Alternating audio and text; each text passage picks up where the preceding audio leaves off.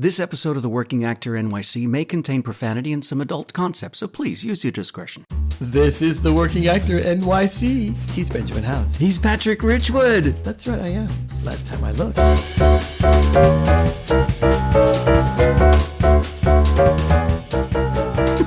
I'm so happy you're Patrick Richwood. What are we going to talk about? What do you want to talk about? Today we are going to talk about side hustles. Oh, side hustles. Because New York is expensive. How dark do we want to... How blue can this get? I have had some side hustles back in the day. Oh, you filthy whore. I am a filthy whore. I've done it all. Listen, if anybody would have paid me for it, I would have taken it. Let me tell you something. But ain't nobody paying for what I was putting out. Let me tell you something, honey. It's not the work, it's the stairs. Okay. Oh my God, what is that from? Some old hooker. Sometimes you just gotta straighten your seams and get out there and dance, honey. Oh my God. Okay, I do have a story for you. When I first moved to New York, I was on a student visa, and so I was not allowed to work. Yeah. So the money that I had brought from Australia was the money I had. And before I left Australia, I had toured with Les Mis for 2 years, and we spent 6 months in Melbourne.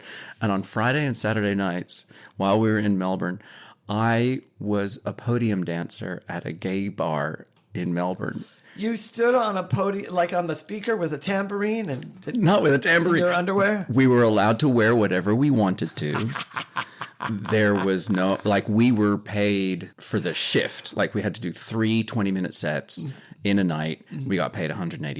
Do you know what I'm saying? Like, Yeah. it was just easy cash. And there you are in no Doc obligation. Martens and a dance belt. And I wore shorts and, like, I wasn't. You could do whatever, yeah. You could do whatever you want. You weren't cute. obligated to try and do anything nefarious. And so I thought in my head, when I arrived in New York, I was like, oh, well, maybe I can find a podium dancing job in New York when I get there. Just to cash, off the books, yeah. you know. Yeah. And within 10 days, my friend had taken me to a bar on 8th Avenue in Chelsea, Rawhide. Rawhide. I remember that place. And the night that we were there was a podium dancer. Yep. Now, bear There in was always mind, podium dancers. the podium Yeah. was about 6 inches off the ground. Uh-huh. It Yeah. wasn't a podium where Right, you it were was a little separated stage, from the right, masses. The whole point was that you were very, very much available to the masses. Yeah. And there was this oiled up, muscly Puerto Rican dude in white shorts and like just getting 20s slipped into his little white pants, shorts yeah. so that everybody could feel him up. And I'm like, oh, I can't do that. Oh, I can't do that. No. Abort. We're not doing that. Backing away. Back out slowly. Just Not back out. that- Smile and nod and back out slowly. Very... Oh, no, I stayed and watched. Yeah, I never did anything like that in real life. I once or twice, when I was young and cute, got mistaken for a hustler. But I certainly never, sought that out or anything like that. I'm going to go back. What was the job that you had in high school? I did not have a job in high school until Oh, my... trust fund baby, were you? Hardly, darling. So then what was your first job? Well, I did have a paper route, but I hated it so much. And my mother used to have to drag me out of bed on Sundays and help me to put the things in. So I gave up on that. Then my first job out after high school was Pizza Prince on Alameda. May I help you? And I was the busboy, and I was the dishwasher, and I was the stand-in waiter, which they never wanted me to do because I'd drop whole pizzas. Horrifying. Yeah. And it was run by this scuzzy guy named Tony or something with like one of those gold squiggly horn things Around a chain on his neck. Yeah, and a wife beater. Like he was right out of a Scorsese movie. Yeah. Like a dated Scorsese movie. But wait, your first Pirates of Penzance was, you were 18. Yes, but this was before that. This was when I was 17. You haven't lived until you've smelled week-old pizza dough at the bottom of a sink. Oh my God. Like that somebody forgot to clear. Just yeasty. My God, it makes your skin curdle. But I learned how to wash dishes really efficiently, and I was never Was that afraid a to wash skill that dishes came in handy later Hell on? yes, it was. Did you wait tables in New York? No. I just mean at home. Oh, okay. Because washing dishes wasn't one of my jobs at home. I was in charge of taking out the trash, feeding the dog, cleaning the pool, mowing the lawn. Those were my jobs. So when you were in New York, what was your side hustle? When you were like in the 80s? What wasn't my side hustle? I delivered airline tickets. I was a bike messenger. Oh, that's right. The bike I cleaned messenger. apartments. My very first job was cleaning apartments for a company called Lend a Hand. And you cleaned some fancy apartments. I cleaned some really great apartments. Yeah. I cleaned a loft in Soho that was so beautiful. And the people asked me to just keep coming back. Everywhere I went, the people were like, we want you. We're not even, what's your number? We're just going to hire you. We'll pay you the whole thing. I wasn't supposed to do that. And I made such good friends. I made friends for life. I mean, until they're no longer with us. Sure. But let me ask you something. When you're in a show like on Broadway, do you also do a side hustle to make extra money? Depends what it is. Well, if I were a teacher, I would still be teaching. Oh. But I'm not a teacher. No. But I mean, I have friends who... But you could do that, yeah. Side hustle is teaching or whatever. And they just keep at it. They keep doing it, yeah, for sure. Isn't that interesting? When I'm in a show, You ain't doing all shit. I can do is the show. I always think, well, I'm going to do All you this, can that, do and is the other. show? Mm-hmm. Really? I'm the whole thing is geared towards the show. I've told you I can only do one thing at a time. Wow. ADD. Anyway, but in New York, what was your first side hustle? Or no, your first job in high school? Because that's what you Oh asked my me. God, my first job in high school, I worked at a men's clothing store. Oh, you did? Yeah. Of course, because I was very fashionable. Oh, yeah. Maybe a little too fashionable for the gentlemen who would visit. A little I conspicuous. can't remember the name of the store, but Conspicuous. you know, and stylish. we were selling North Shore gentlemen were coming in for their polo shirts and business shirts, and I was trying to say, this is really trendy. Look at the arrow collar on this. You know, You finding everything you need, okay? I think. In fact, I think one dude did actually say to me, I would never wear that. Not only would I never wear that, I would never hire somebody who wore that. I'm like, okay. Guess it won't be working for you then. Right. So that was Let me get you my colleague. then I started like working, like doing a show. And then I was in a contemporary dance We both company. started working pretty early, I'd say. Yeah. I mean, you know. I did have, I was an usher on Phantom of the Opera. You were? I have seen Phantom of the Opera more times than I have That's fun. My friend was spaghetti. an usher. What theater? In Australia? in Australia. It's Theatre Royal in Australia. Yeah. It's like that joke, how do you get an elephant out of the theater? You can't, it's in his blood. It's my favorite joke. Never tell that joke to non-actors. They go like this. I don't get it. It's hilarious. It really never fails. But the other job that I had, this wasn't a side hustle. This was the hustle, I guess, in a way. But I used to be the host or the MC for Warner Brothers character shows in shopping malls over the summer holidays in Sydney.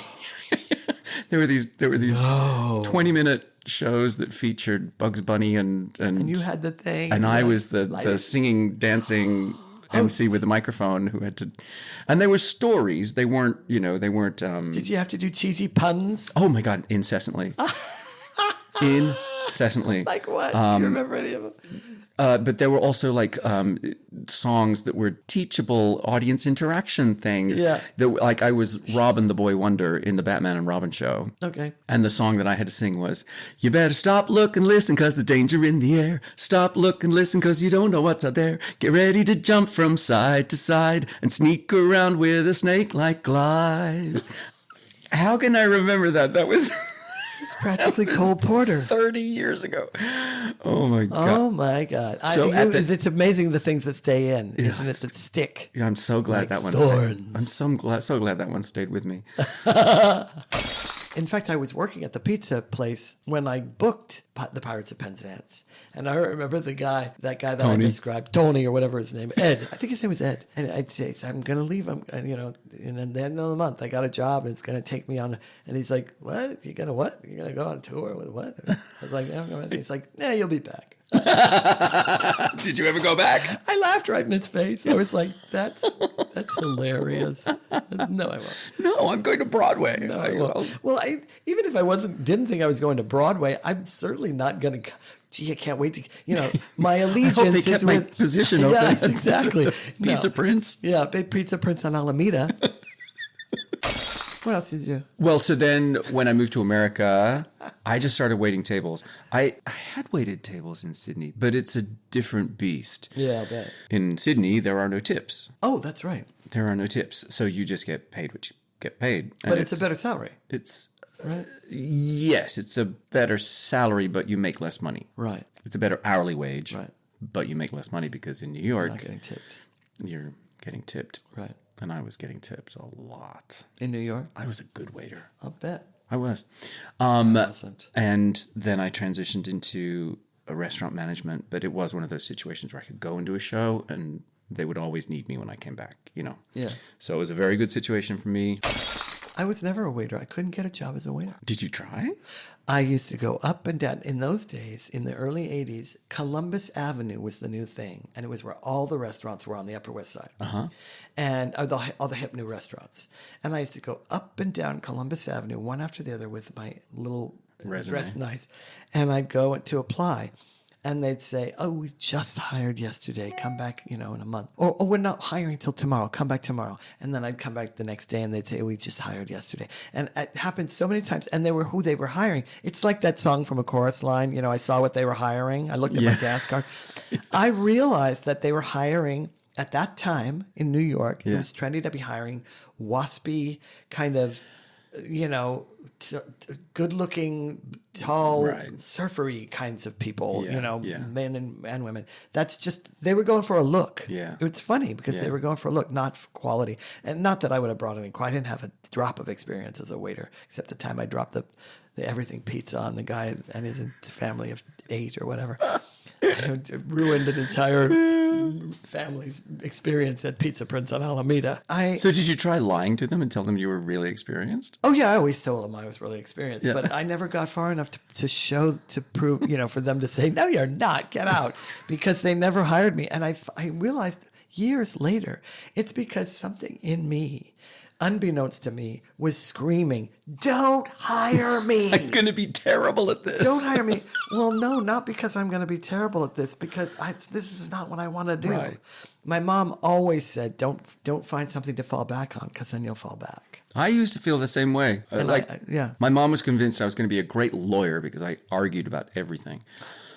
But I couldn't go to law school. I knew that it... So funny. I can just picture your mom saying, you're so contrary, and you saying, I am not. Exactly right. You always have to have the last word, don't you? No, I don't. No. So funny. All right. So there you are. So I knew, but I knew that I was never going to, if I went to law school, that would be it. I would have been the sucked creative into door that. would close and lock behind you. That's how I always felt too. That's why I never really took a job thinking this is it. Now I'm set while I supplement, because I thought I don't want to get sucked in by anything but acting. Right. Ever. Yeah, no, in New York, I waited tables and until I couldn't do it anymore. Yeah. And thankfully, my husband and I had been together for a long time at that point. And so he had a job where I didn't have to work between gigs, and I may have let my skills slide. Thank you, Daddy. Yeah, a little bit. Yeah. A little bit. I never had, I always And thought. then I will say, sorry, just to wrap that up, years later, I tried to go back into it. To waiting? To restaurant management. Oh, yeah. Couldn't do it. No. Couldn't do it. It was a level of energy commitment I just wasn't willing to give. Yeah, I understand. It was the not having the patience to deal with people's bullshit. Yeah. I just lost interest in caring about whether your eggs were overcooked or undercooked. I'm like, it's just fucking eggs, bitch. I don't care. I always had interesting jobs. I was a street mime one time handing out flyers. Now I'm picturing like the Chicago girls in Times Square with the red stockings on. Yeah, no, I was really like a classical mime, but this was again in the early 80s, and mimes were Marcel not... Marceau was still alive. Marcel Marceau was still very much alive, and he was a huge inspiration for me as a little kid. Yeah. Oh, that's another was side it hustle I really? had. I worked for Mike Nichols. What'd you do for Mike Nichols? I worked cleaning up after the construction crew at his house. So he owned 2 brownstones next to each other on the east side. One was his offices with his staff, and the other was his home where his kids lived, and his wife, Annabelle, at the time, was who he was married to. And there was a giant backyard that was part of the house, and there was a pass-through. Right. And there was always construction going on. It was like the Winchester fucking mansion over there. Never was anything. They would do an entire like giant round made-to-order window in the master bedroom, and Mike would come in and say, it needs to be 2 inches to the right, and they'd have to start all over again. Oh, good Lord. He was so eccentric and interesting. Did I ever tell you I worked for him? No, you didn't tell me shit. One time he had to move a great big plant that he had bought, a tropical, like one-of-a-kind plant that was like $5,000 plant. Okay. That he was taking to a housewarming for some fancy person. Some really fancy person. Okay. I don't know who. And he said, Patrick, can you please help me move this thing down? I've got to get it into the car, the taxi or whatever. And I was like, oh, of course. So we're moving, and it's a comedy routine. It's like from Out of Your Show of Shows. We're going down step by step of his brownstone. He's going, okay, another inch to your right. No, you're right, not my right. Now take a step down with your left foot. No, your left foot, my right foot. Okay, no, take a step back up. I'm not ready yet. Okay, now coming back this way. This way, yeah, this way. But all the way down. Oh my God. And when we finally got the plan, he said, thank you. I said, do you think I could put directed by Mike Nichols on my resume now?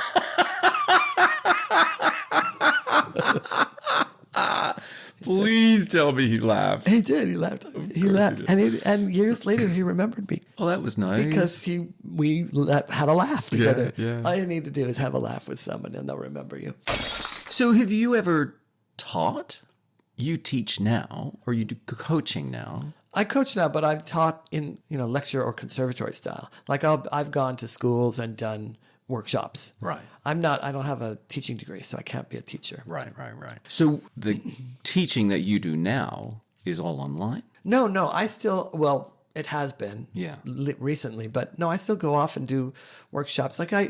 Whenever I work at a theater, I always try and hook up with the educational department. Yeah. And I always let them know, this is what I do. You can go online. You can see I can do workshops and all these kinds of things. And they're fun and they're engaging and it's something to put into your brochure. Yeah. And here's what I charge and here's what we can do and, put me up and fly me there and I do it. So I've done it that way. So like a Theater Aspen or Riverside or wherever, theaters that I've done. And then my coaching is separate. My coaching is like my coaching programs where that's either life coaching or it's specifically coaching people who have speaker anxiety, like they've got stage fright. Oh, interesting. Yeah. Oh, that is specific. Yeah, but that's how I started my coaching business. It's called Fear Schmear. Because my whole company is called Fear Schmear because I discovered I was at a conference of entrepreneurs, and I was there to see if I could devise a business. Yeah, and it was a conference about building your business and stuff, and I knew the people leading it, so they invited me. And in the course of that conference, I saw that about half of the people that were entrepreneurs that needed to develop a keynote speech and needed to be able to speak in front of public to take their business to the next level and pitch. And pitch and everything. Yeah. And they were terrified.